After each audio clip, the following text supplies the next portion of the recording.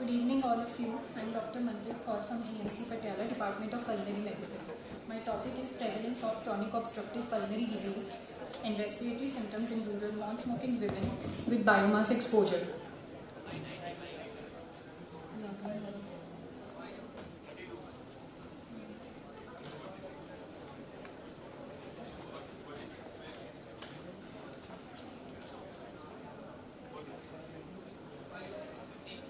Chronic obstructive pulmonary disease represents a major public health challenge that is both preventable and treatable. COPD is a major cause of morbidity and mortality throughout the world. Many people suffer from this disease for years and die prematurely from it or its complications. Women, particularly in developing countries living in rural areas, are often exposed to indoor pollutants produced by biomass fuel burning during household activities. Wood, animal dung, crop residues and coal, typically burned in open fires or poorly functioning stoves, may lead to very high levels of household air pollution. Almost 3 billion people worldwide use biomass and coal as their main source of energy for cooking, heating and other household needs, so the population at risk worldwide is very large. Material and methods, aims and objectives. To find the prevalence of COPD and respiratory symptoms in rural women exposed to biomass fuel using spirometry. Study population and sample size. This is a cross-sectional study done with 150 non-smoking women living in rural areas above 40 years of age with history of biomass exposure. Inclusion criteria: women living in rural areas more than 40 years of age with history of biomass fuel exposure and willing to perform spirometry and give consent. Exclusion criteria: women with history of smoking or passive smoking, women with history of MI or stroke within 1 month of study, active hemoptysis, recent head and neck surgery, active tuberculosis, known case of interstitial lung disease and bronchial asthma, women not willing to give consent or perform spirometry. Procedure: age, body weight, height of the subjects fulfilling the inclusion criteria were recorded. Subjects were interviewed through a questionnaire including information about hours of exposure to biomass per day, years of exposure to biomass, type of kitchen, presence or absence of ventilation, presence or absence of respiratory symptoms, and history of inhaler use or any medication for symptoms were recorded. Observations. So out of the total 150 subjects included in the study, 41 have confirmed COPD on spirometry and 109 subjects do not have COPD on spirometry. And of the total 150 subjects, 74 of the subjects had respiratory symptoms and 76 didn't have any respiratory symptoms. And in the COPD group, 30 patients had kitchen indoor and 11 patients had outdoor kitchen. And among that, in COPD patients, 27 patients had absent ventilation in kitchen and 14 had ventilation present in the kitchen. In non-COPD group, 48 patients had indoor kitchen and 3 had absent ventilation and 61 had outdoor kitchen and 106 patients had ventilation present in the kitchen. In COPD, regarding the years of exposure to biomass, we have taken the cutoff as 10 years, who are exposed to less than 10 years and for more than 10 years. So in COPD group, 1 patient has less than 10 years of exposure to biomass and 40 patients had more than 10 years of exposure to biomass. In non-COPD patients, 56 patients had less than 10 years of exposure and 53 patients had more than 10 years of exposure to biomass fuel. Regarding the hours of exposure per day, in COPD, 6 patients had more than 2 hours of exposure and 35 patients has less than 2 hours of exposure per day.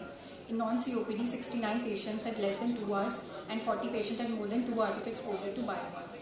Now, out of the 150 women with history of biomass exposure, 74 subjects had presence of respiratory symptoms. 41 out of 150 had confirmed COPD on spirometry. A strong association has been seen between duration of exposure and development of COPD. Increased prevalence of COPD seen in women with more than 10 years of exposure. A strong association has been seen with presence of an indoor kitchen and absence of inadequate ventilation and presence of COPD. Prevalence of COPD in this study among women exposed to biomass fuel is 27.3%, which is in agreement with a study done by Maheshwari et al. In 2016. As per this study, a prevalence of 18.4% was seen in women exposed to biomass fuel. Another study by Anand Agarwal shows that COPD is the most common respiratory problem in women exposed to biomass fuel, 75.04% more common than the non-exposed. In this study, after confirming the presence of COPD with spirometry, we have divided the subjects in 2 groups, one with COPD and the other the non-COPD group and studied different variables in these groups. Overall presence of respiratory symptoms with or without confirmed COPD is 49.3%. 38 of spirometrically confirmed subjects had respiratory symptoms and 36 of non-COPD subjects had respiratory symptoms. Cough being the most common symptom seen in 38 of 41 subjects and 21 of 109 non-COPD subjects. Expectoration in 38 out of 41 COPD subjects and 9 of the non-COPD subjects. Dyspnea seen in 29 out of 41 COPD subjects and 5 of the non-COPD subjects. History of inhaler use was present in 31 out of 41 COPD subjects, 13 subjects with regular use and 18 with irregular use of inhaler. 36 out of the 41 COPD subjects were on any treatment for COPD. So the conclusion, the prevalence of COPD in women exposed to biomass fuel is high. A strong correlation is present between development of COPD and duration and time of exposure. Also, kitchen type and ventilation in kitchen also contributes to the development of disease. Educating women in rural setup about use of clean fuel, outdoor kitchens with adequate ventilation like windows or use of chimneys can be employed as protective measures. Presence of respiratory symptom is also high in non-COPD subject, therefore they are also at a risk of developing COPD. Screening programs with spirometry can be conducted in rural areas for early diagnosis of COPD. Thank you.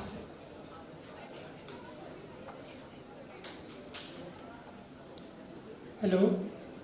Can we know the composition of that biomass fuel as compared to cigarettes? Sir, the composition is different. Like the cigarette smoking, they are more carcinogenic. No, but what are the very composition per se? The aromatic hydrocarbons and there is a difference between the two there, the cigarette smoke and the biomass fuel. Yes, we all know, but what are the components of cigarette smoke and the biomass? So like aromatic hydrocarbons, they are present in both. So what is the Then difference? the benzene. But the level of the particles, like it is more in cigarette smoke. It contains more carcinogenic particles. If you don't know, say don't know. You are making 3 mistakes. You say don't know, sir, I don't know, but there is a difference, right? When you do a study, You should know. in little more detail. So I will come to the basics. What is COPD? COPD is a heterogeneous lung condition characterized by the presence of chronic respiratory symptoms of cough, dyspnea and expectoration, and with persistent and irreversible airflow limitation on spirometry. This is the definition. Yes, sir. Take out the gold guidelines and see what is the definition. So now the word preventable has added to the definition, right?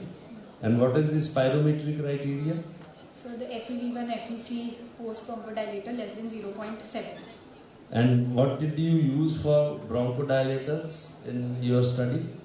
Salbutamol. How much? 200 micrograms. 200 is okay? Yes, sir. Absolutely sure? Yes, sir. So I think it is 400. And how much time do you wait after giving bronchodilator? So approximately 30 minutes or 20 to 30 minutes. बेटा पढ़ लेना यार जाके नहीं तो कहोगे sir तो basics पूछते रहते हैं. It is not 30 minutes. Okay? So once you do the study, you should go through the basics. You should know what is the difference between cigarette smoke and the biomass. Okay? Thank you. But it is a good study. So you should go into finer details. Such type of studies are needed to educate people that biomass fuel is also dangerous as the other pollution. Thank you.